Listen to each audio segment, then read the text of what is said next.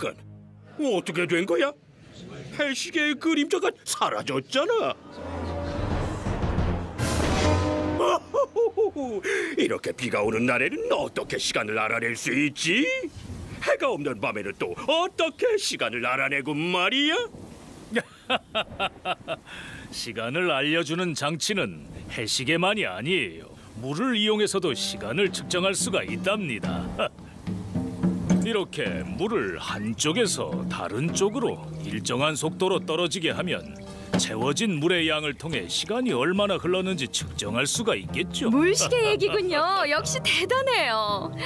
1434년 장영실은 아주 놀라운 물시계를 만드는 데 성공했답니다. 바로 자경루라고 불리는 자동으로 시간을 알려주는 물시계입니다. 말씀해 주세요. 어떻게 스스로 시간을 알려주는 시계를 만들 생각을 하신 거죠? 전 궁궐에서 과학 기구를 만드는 관리였답니다. 제가 모시는 임금님은 백성들의 삶에 도움을 주고 싶어 하셨어요. 그래서 전 임금님의 뜻에 따라 여러 발명품을 만들었죠. 와, 대단하시네요. 근데 사실 물시계는 이미 사용되고 있었잖아요. 어째서 새 물시계를 만드신 거죠? 야, 정말 좋은 질문입니다. 기존의 물시계도 매우 유용하긴 했지만 거기엔 몇 가지 문제가 있었어요.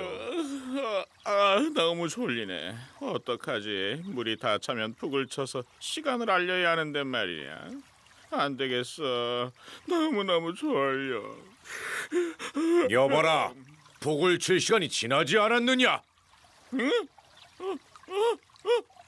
안 돼, 안 돼. 이런 그만! 난 복이 아니다. 멈추지 못할까? 누군가가 옆에서 지켜보고 있다가 물이 차면 북을 쳐서 몇 시인지 알려줘야 했군요. 네, 맞았어요. 바로 그거예요.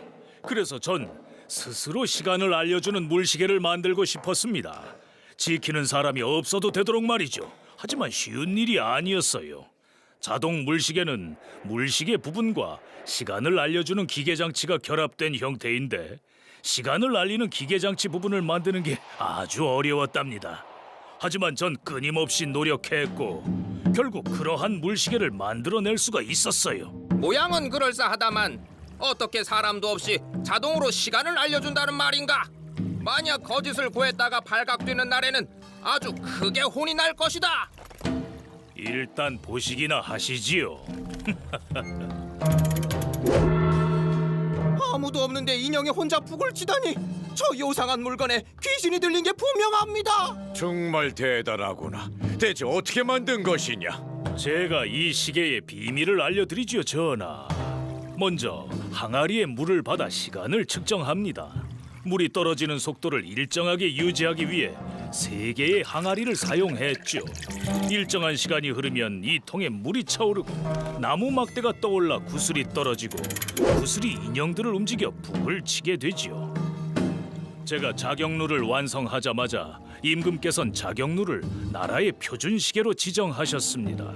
그리고 자경루 덕분에 백성들은 좀 더 쉽게 시간을 알아낼 수가 있게 됐고요.